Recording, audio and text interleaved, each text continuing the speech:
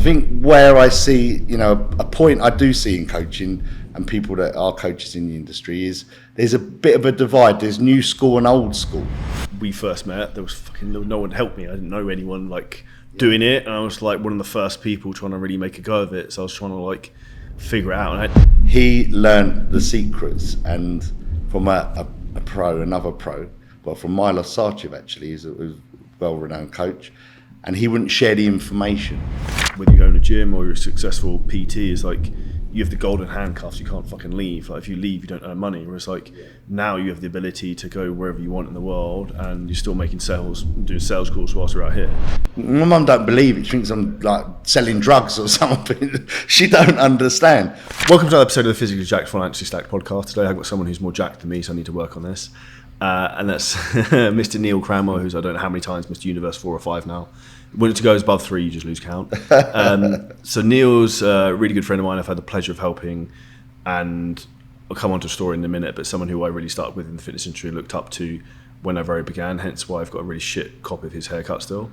So we were about to go into a story before we started the podcast, so I would put it on. So I'll let Neale go into what you're about to talk about. Yeah, so basically I was just saying how I remember when we first met, and it was when you were building your online coaching business, and you came to my gym, because I used to own Crunch Gym, because I was a presenter on the Active channel, which used to be the hub of information before social media. And, at the time when you're on Sky TV presenting every week and everyone's subscribing, you just expect that to carry on rolling. And then eventually all the free information came out on social media and kind of killed TV. But at that point, you were going around in your infancy to try and meet people that had were known in the industry, or gyms that were known in the industry, to record content. And it's funny, here we are probably 15 years later, something like that. And now I'm sitting here learning from you. So where you started sort of coming to me to help you start your business, now I've come back around to learn from you how to create a business similar to what you've done all them years ago. It's a small world. And then what's funny with that, I think, is that, I don't know, a lot of people watching this might think that they look at someone's chapter 12 and they're at chapter 1 and think it's impossible, but anything is possible if you just think the right way and just really consistent with it. And I think one of the things I always thought about very early on was that, say, the fitness industry, I don't think is that complicated in some respects, which is, I think, one of the reasons why you've been successful, is that if you're in really fucking good shape, that helps. Because I do the thing, if you get really good results with other people, that's the other highest level authority. You also do that, so do I. It's okay, so then this is this vehicle which is extreme authority. How do I get more people and traffic to us and awareness? And that's basically the game. And then obviously there's more to it than that, but that's in essence the way I tried to think about it a lot. So it's how can I learn as much as possible about training, so I knew what I was talking about, I could then help people, and then also how can I improve my own physique, so then I started to stand out more, if that makes sense. Yeah, when I started, you literally had clients come to you and pinched an inch, physically pinching body fat was to see if they're getting in shape. And so you're only limited to the amount of people that would make that journey. But, back then I'd have people travel from all over the world internationally to come and have training camps in Essex, to stay at local hotels and stay and have me train them. And so, at that point, that was all the market I thought that was available, and I'd done very well at that time. And my goal was always to be as very knowledgeable as possible, similar to you. I would say you're probably on a greater scale have gone to more coaches or mentors or learnt more from other people in the industry, but I've done it to a good extent as well. And sort of over 27 years of coaching, you've picked up lots of ways. I think where I see, a point I do see in coaching and people that are coaches in the industry is there's a bit of a divide. There's new school and old school. And there isn't the old school that still listens to some of the newer age stuff and implements it, which is kind of what I tried to do and tried to pride myself on.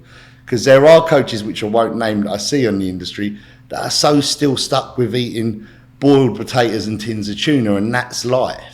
But then, I'll come across new school diets for people where it's Cocoa Pop City, and where's the middle ground? And so, I've tried to learn that and always stayed current with what's going forward, because otherwise you're going to get lost in time. And really then when I sold my gym, which was about 5 years ago, I had to learn how to now amalgamate that knowledge into an online space. And so obviously my first point of contact was to ask you, could you show me how you done it? How did you do it?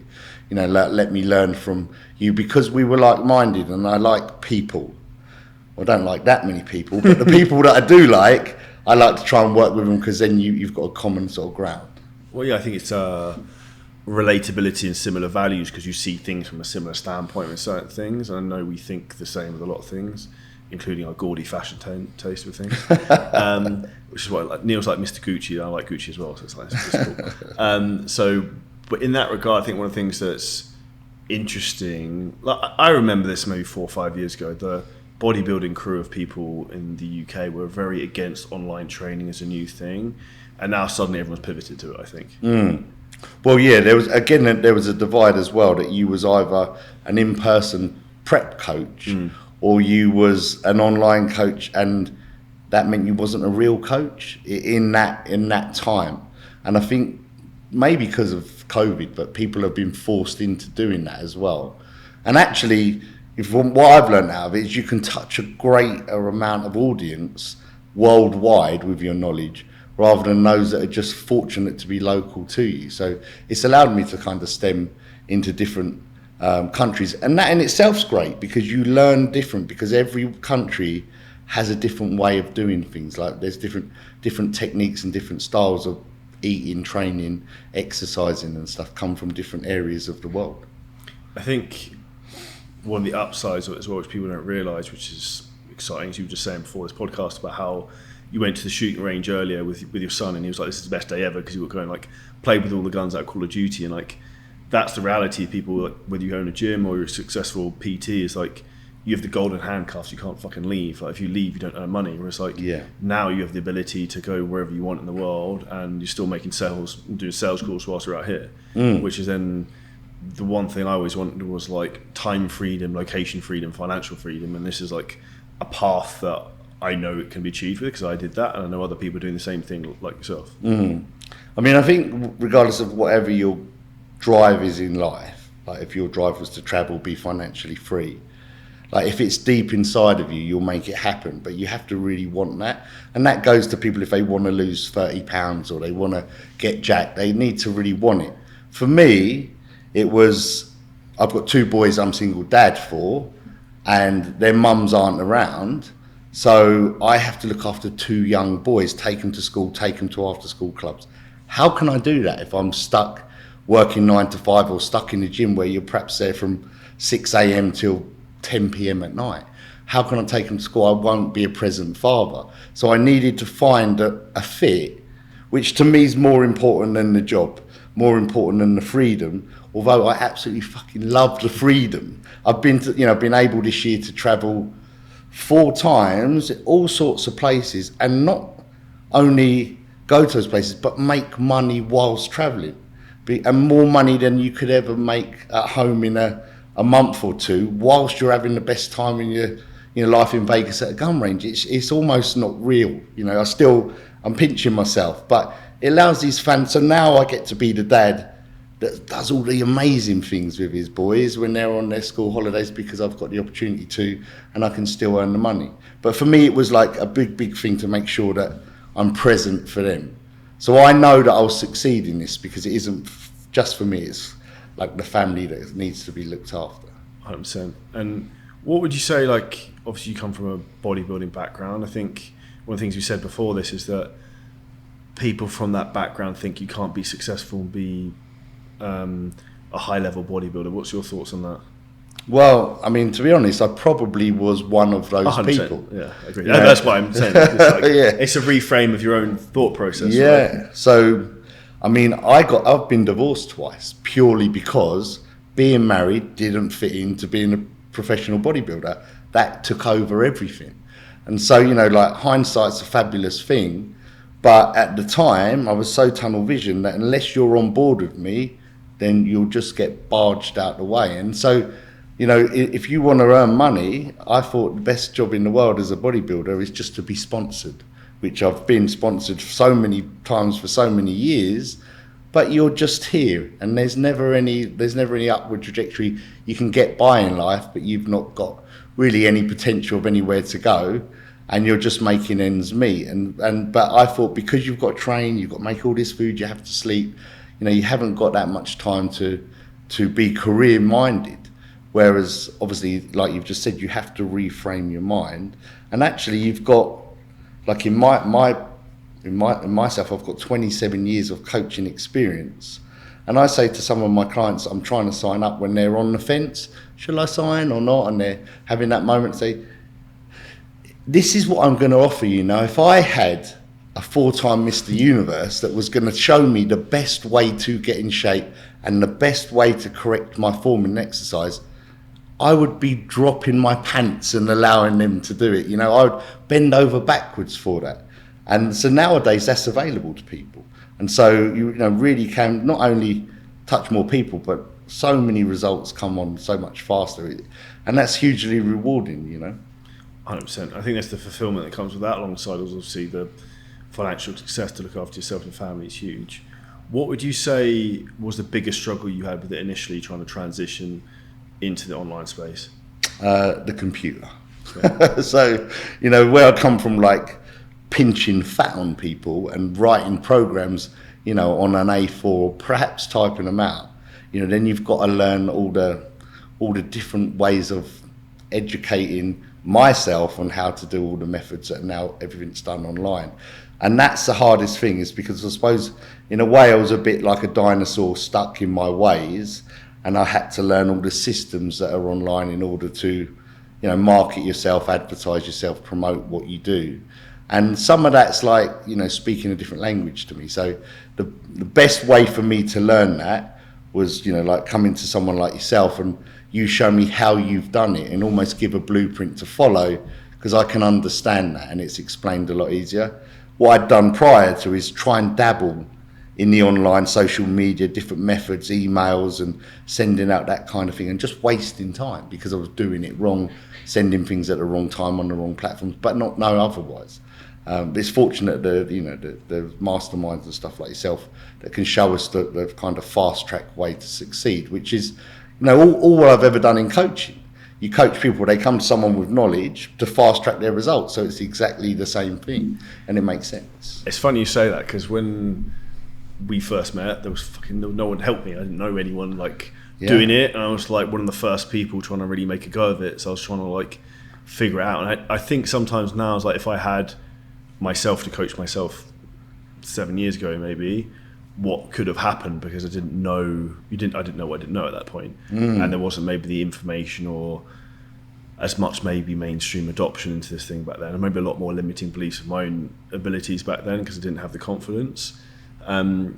With that being said, one thing I think is interesting is that's why I like fitness and business so much, because they sit over top of each other, because a lot of the processes are the same. So in terms of if you want to get in really good shape, go and find a coach who's done it a million times. Same thing with business. It's first time I got in really good shape, I got a coach, and I was like, this is really fucking easy, because I just did what he told me to do. And the same thing with business is someone will say you do 1 to 2 things, you do it works. That was straightforward, rather than you doing the computer roulette of going through different apps and fucking around thinking you're working but not really being productive, if that makes sense. Yeah, and if you can explain the method and the reason why it's working, for my mindset, that helps it sink in. So that's the way I coach people, and that's the way you obviously coach. But when you explain, we're doing it like this because X, Y, and Z, okay, that makes sense. And so I will stick to that because I can see the methodology in it. I think there are lots of coaches out there who will say, just do this, without any rationale. And so, if you told me, Charlie, I could never eat carbs again because that's just the best way to live, or to get jacked, or to lose fat, and I think, okay, well, that's what he says, he knows what he's doing. There's a point where I'm going to think, fuck that, I'm having a bagel. There's going to be a point where I break down. But if you explained a little bit of rationale, I'll go, okay, that makes sense. I understand why I shouldn't. And so without paralyzing people with too much information, just enough to, just to get that benefit from the person, I think is important. And I think that's one of the biggest reasons people struggle, is same for fitness clients, is they're doing something that we don't know why, Whereas if you know why and you believe it's going to work, you're going to do it, right? It's like same thing as someone said to you, it's like you can buy this Ferrari for £10,000, but it's actually worth 100. It's like you're going to do it because you know the upside value of that longer term. But if you don't understand what happens after you do this thing properly, then you're probably going to be less inclined to really put you all into something because like, it might not work. Yeah, I mean, listen, I'm learning and you know what I've learned so far has been fantastic. And one of the reasons it's opened a big door for me is because I've learned fitness inside out for nearly 3 decades. So in a way, it's almost a little bit boring and monotonous because you can't rewrite the wheel any further. You know, you've learned it so many ways over. So now learning this side of fitness was a whole new chapter. And like the takeaways I get each day or each week, and I've texted you on some of them, is like it's like my brain's working again. And I feel like I can pat myself on the back now because I've learned something new, but it's still related to what I love. And so it's been great. Yeah, it's been a really it's probably been the best sort of year or so in at least a decade, you know, that I've like through work, because I was just turning up, opening the gym door, listening to, you know, all the members' troubles and bullshit. Yeah, and you know, and then closing the gym door and repeat, and it was quite repetitive after 15 years of doing that. But now, and what I see as a trend now in this industry is it doesn't stay still, and you need to be current. And so what worked a year ago when I started, or 6 months ago, it's not the same. It keeps moving forward. So stuff that I've done even with you is now outdated from a year ago, and you keep your finger on the pulse, which helps, because again, without that knowledge, you're just going to spin your wheels. And so it's allowed me to keep moving forward, but keep on top of things. The only arse-ache about it is just when you think you've conquered things, it then goalposts move on you, and you think, oh, for fuck's sake, I've got to start again and do this other slightly different approach to do it. But I think you have to have that personality inside, that you like the chase, you like the drive, you like the desire, and you like that business side of it. And I think which I do. And many years ago, I used to work in Tenerife as a timeshare salesman, which is like the worst job in the world, but you learn to be very savvy and think on your feet. And so it's kind of, I've had some swings back to that in my, in that method of how it's, some of those traits I had back then were laid dormant that I can bring back to fruition now. And one of the things you said there, that's like one of the best skills you can have generally in terms of your business ability to sell. And with that being said, I think one of the things you probably wouldn't have said to yourself is that the main way you make a lot of your money is now via LinkedIn as well. It's like some of the best clients come from there, which someone had said to you probably 3-4 years ago, what the fuck is LinkedIn? Like reality. And that's where sometimes like you don't know what you don't know, you're just like blinded by things sometimes. Yeah, but again, like LinkedIn was not a traditional platform for posting content on social media. It was more of a business platform. So I didn't even know how it operated. So when I've then been like advised that LinkedIn's actually a really great untapped market of, the type of clientele that you're looking for, that are actually affluent and have got money. But how do you work it? Because I had to learn that process again. But that was probably the best shift I'd done, because on social media from Instagram, you've got a completely mixed bag of people and followers, whereas on LinkedIn you can target your audience. So that's been, for me, that's been hugely successful.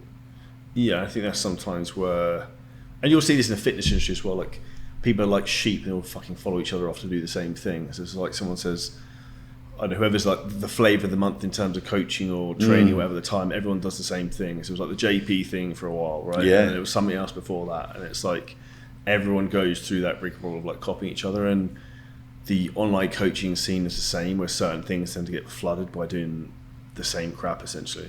Yeah, no, you're right. The thing, what I've learned from being online doing this myself, is it takes you away from that. It takes you away from that bodybuilding coaching. And I had a training session with a client this morning, and he lives out in Vegas, but he was originally from the UK, and he brought that topic up actually about who the big names are now, who the coaches are. And to be honest, I don't really know anymore, because I've lost that I've got that connection, that interest to follow. But I remember it being so important to me, perhaps 10 years ago, as a coach trying to fight for that space. Whereas what I realise now is there's so much to go around if you take yourself just out of your country and use the internet to go worldwide. I think one of the things with that, a lot of people say to me is like, why would you teach other people to do what you do and give away the stuff you do, because you're going to create competitors for yourself? It's like, there's like 8 billion people on the planet. There's 100 million men in the US who fit our ideal client. It's like, how many clients do you need, right? Yeah. Like, so that's, I think, in my opinion, like a British scarcity mindset in terms of being like very constricted and afraid. And I think that's probably one of the biggest things that holds people back. And one of the best ways for people to change their mindset is actually to change their environment. So I was thinking about the other day when you, me, Trevor and Andy's over there were training legs the other day. I was like, this is pretty cool. I was almost going to say to the time, I don't know why I'm doing it. I was like, do you remember we first met 10, 15 years ago? We'd be doing this right now. So it's like, it's pretty cool. Yeah. And when you look at things sometimes, like, fuck, this is sick. Yeah. No, exactly. But, you're right. When I started in coaching, I remember going to a coach, a professional, an IFBB pro, I won't mention his name, but he learned the secrets, and from a pro, another pro, well, from Milos Sarchev, actually, he's a well-renowned coach, and he wouldn't share the information because in case you leapfrog him in the competitive order. And so that mindset has always been there around bodybuilding. But you're right, like if you take the scale much further and out of that small pond, then, and I found actually even in my, I suppose, infancy online coaching, so I've not been doing it at this level for that many years, is when you speak to other people about how you're doing the business, it actually opens other ideas and doors in your own head to help you progress with what you're doing if you try and explain a little bit in how it works. And so I think by sharing the knowledge, I think it's helping like everyone move forward, not just the person receiving it. Before you started online, what would be the best piece of advice you'd give yourself now, if you knew it now, know in hindsight? To be honest, the bit of advice is exactly the same as what I say and have said to like anyone that came to me for fitness coaching years ago. And that was like, for about 3 or 4 years, I tried to be a competitive bodybuilder. So for 6 months, I followed the keto diet. Got on stage, looked like a bag of shit. Thought that didn't work, so now let's try a low-fat diet. 6 months prep, still didn't nail the condition stuff I wanted. And I kept trying this, and eventually, after 3 or 4 years, thought, I need to seek some advice because I'm wasting time. And absolutely everyone I speak to in this world, day and age, that's the thing they got in common. They haven't got enough time. So why would you keep wasting 6 months of trial and error, when you should just go to someone that's been there, done it with experience and can show his experience in results with other people, not just himself, and learn from all of his time, effort and wasted years to prevent you wasting yours. And so that's what I've done with my coaching. It took me about 4 years of my own bodybuilding to actually go to someone and learn from someone else. But that's exactly what, from day one, when I went to go online coaching, the first thing I've done was actually message you and say, Charlie, who's out there, who's the best person for it? And because I want to move it forward, and I know I won't have haven't got the capacity of knowledge to know where to start to build it up. Unfortunately, now you do it. At the time, you didn't. Yeah, and I think it's one of the reasons I do it now. I actually said this on a call with someone else earlier on. It's like I never intended to do this or wanted to do this. It just sort of happened because someone came to me, basically had a load of shit advice and basically begged me to do it. And then I was like, fuck it. That was me. No, there was someone else as well, there was a few. And then I was like, fuck it, like, this is how much it is, made up a price, sent a payment, they can just pay me. I was like, well, it's easy. I was like, okay. And then I really enjoyed it, and Henry was really good at it. And it's like, this became the thing I was more passionate about, because almost the same thing as you in terms of fitness. It's like, I haven't been doing it quite as long as you, but I've been doing it for a while. And it's like, I'm a bit fed up of talking about calorie deficits and macros and doing the same fucking shit over and over again. Whereas this is like a game that can just keep on getting bigger and bigger and bigger, and has more diverse, challenging aspects to like mentally stimulate me, if that makes sense. Yeah, 100%. I see that, and I saw that when you crossed over from the not sure whether I'm doing this or not. Then you started, actually, you found it's now your brain's now active and working, and now you've got more thought process. It kind of brought everything back up and alive. You feel alive again, right? Yeah. Because you're excited and stimulated. And I think if people are at a point in their business where they're not alive, excited, and stimulated, like it'll go backwards, and I can guarantee you that, because if you're not at that point, then you're probably not trying hard enough. And also, if you're not at the point, in my opinion, it's not a popular thing to say, where you get stressed and anxious sometimes, you're also probably not trying hard enough, because yes, it's quite straightforward as a process, but it is still hard, and there's always going to be times where it's shit. So like before the event we had this weekend in Vegas, my Instagram account got disabled again. Before I had fucking an event for 2 days, my main revenue source is fucked. And I was like, this is like great timing to throw my mood for the weekend. But you just try and like compartmentalize it. And I think people will learn, the longer you do these things, the more you just learn to expect things to go wrong and get challenged by them. And just, I try and reframe things of like, what's the lesson that I can learn from this to try and pivot out of the situation, if that makes sense. Well, I mean, the reality of that situation was you show that no one's untouchable, and this is what you've had to do even when it happens to someone yourself who knows it inside out.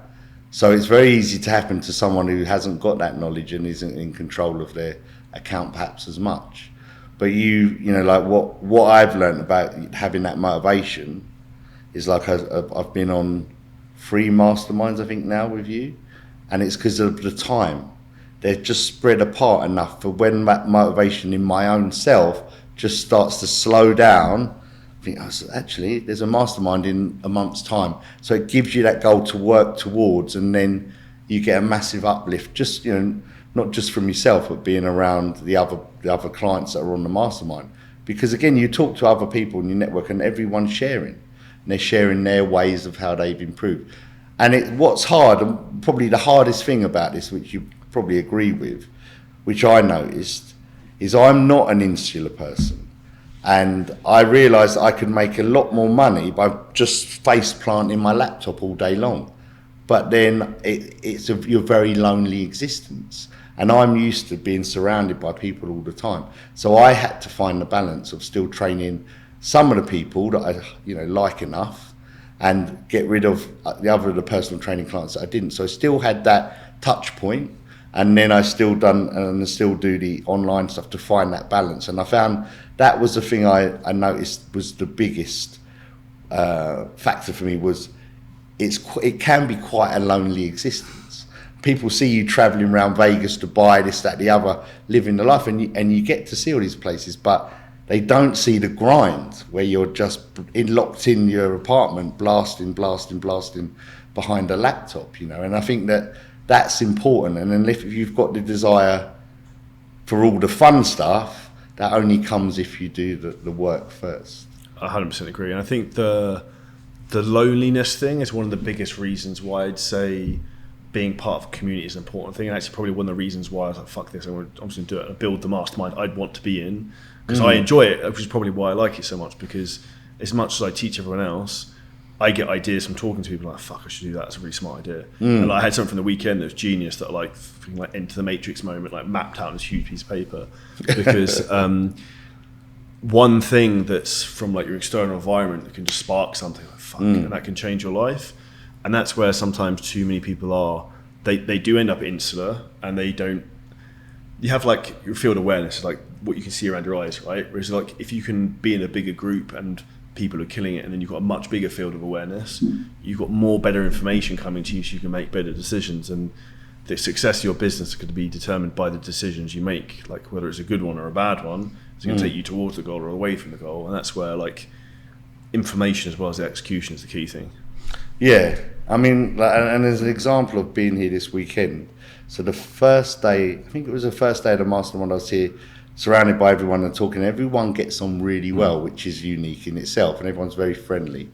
But I had a good chat with about sales, and with Andy about sales, and that forever spousal objection, wasn't it? Yeah, the spousal objection forever comes at you.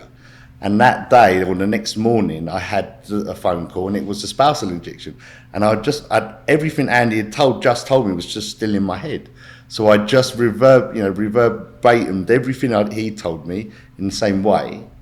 And then I can see all the barriers getting dropped down. And it's that stuff that if you don't go and surround yourself with people, you get stuck in your ways.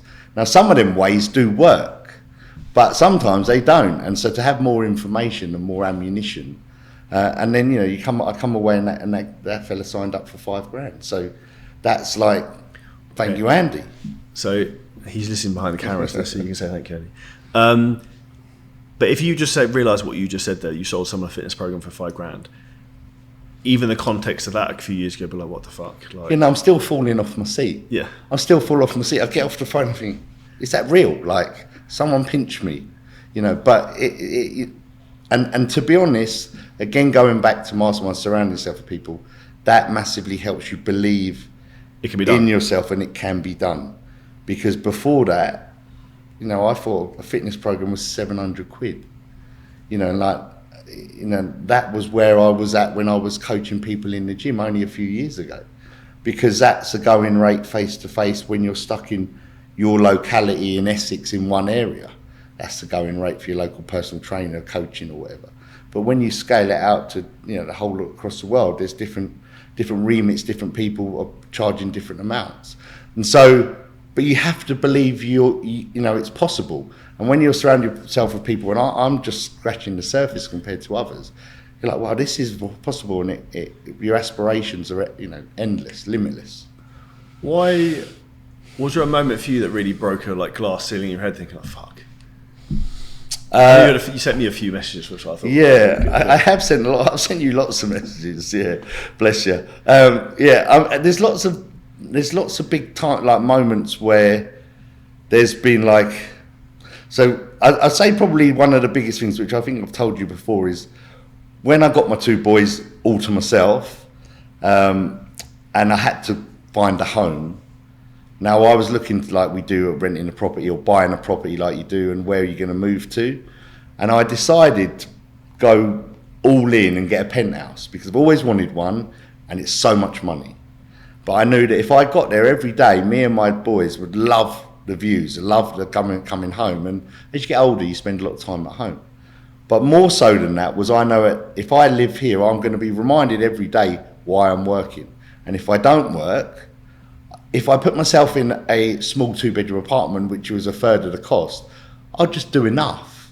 But if I put myself up here, I will work and make it very possible. And see, now, the rental price or the mortgage price isn't even on the radar, because that belief is well surpassed. And so that was one of the moments there for me.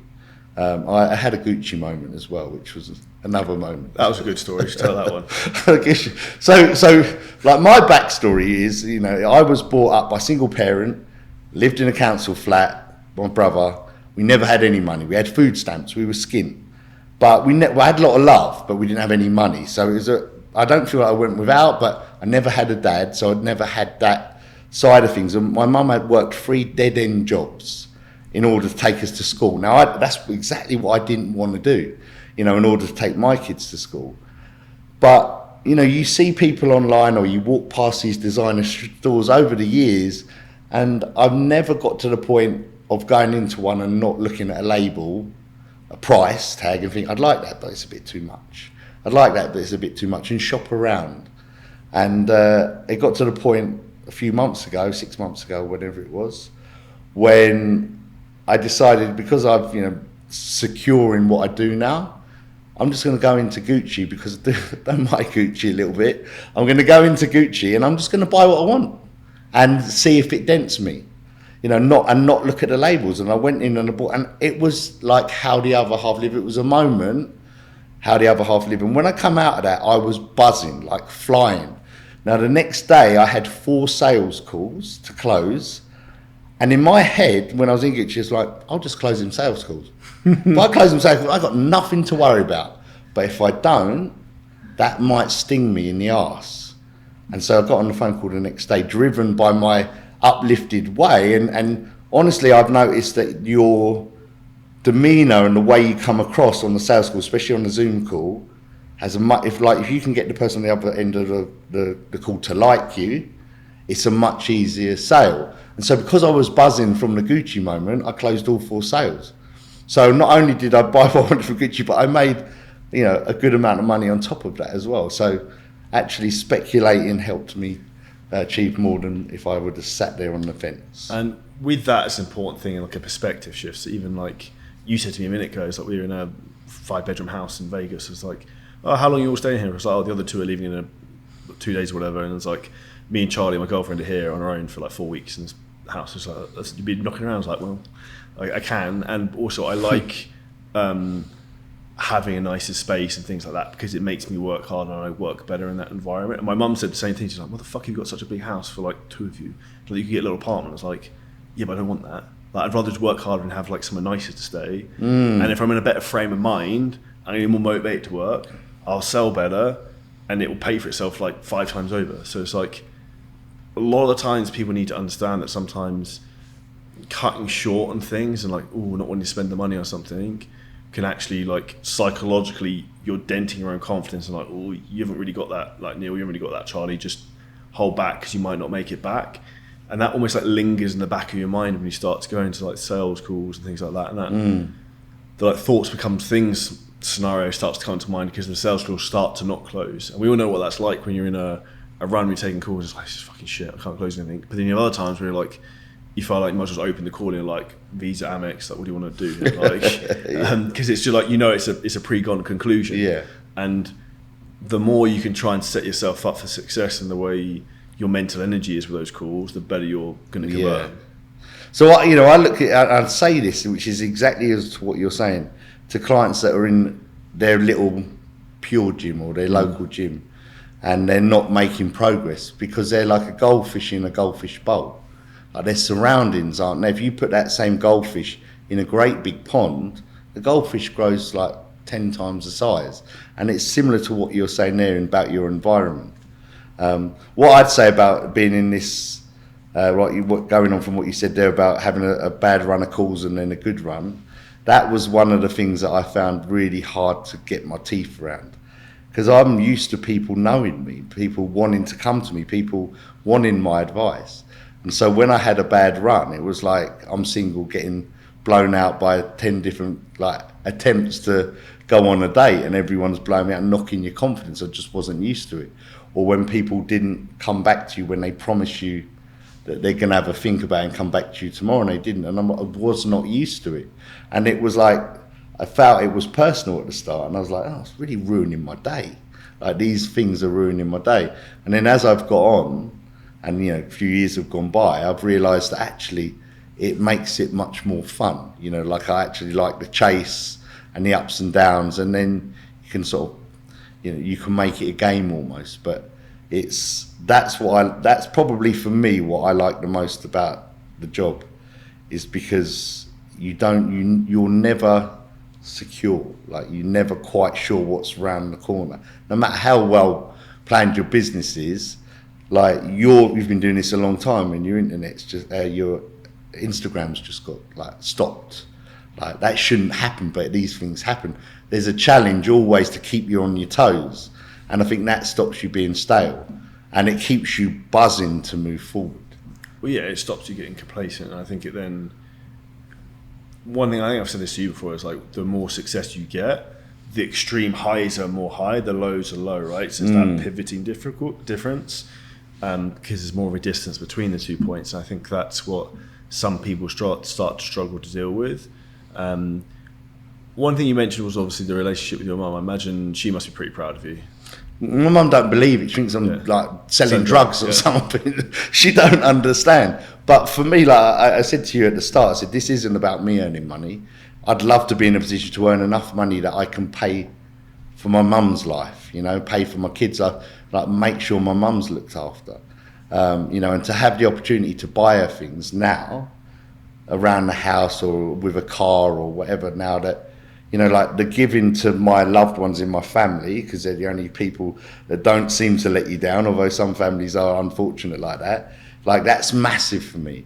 And when, you probably know it's more than anyone, but when you can buy most things for yourself, doesn't really have too much value for you. But if you can buy something for someone that really appreciates it, and my mum does, it's like that makes me want to do it even more. So I pay my mum a little monthly salary just to be my mum.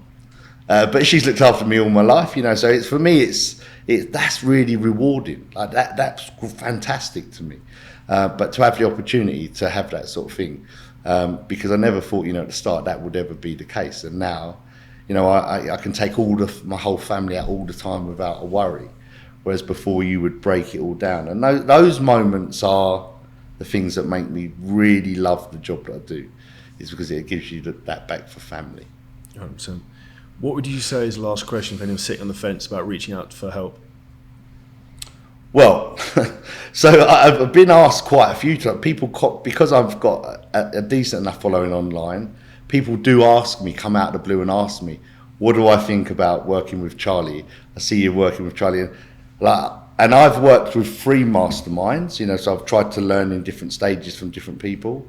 I think, and all I've ever said to anyone with yourself is how great you are as a person, because you're in the business and you're doing the business of the mastermind as well. Whereas I think the other masterminds, they're just doing the coaching. They're not got the business, so they haven't got their finger on the pulse of what's active, and you're passing that real-time information across, but also you're approachable. Like some of the other masterminds have allowed their finances or whatever to get above their station a little bit.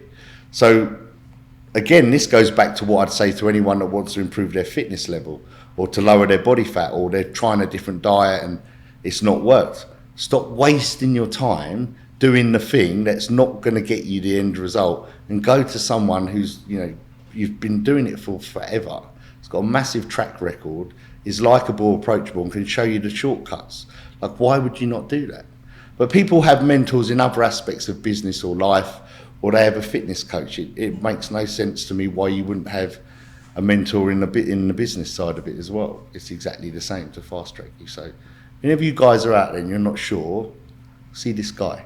He knows what he's doing. Drop Neale a message for any questions. That being said, we'll drop Neale's details below the podcast if anyone wants to check him out.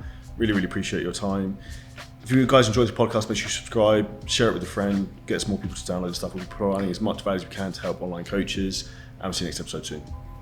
Thank you.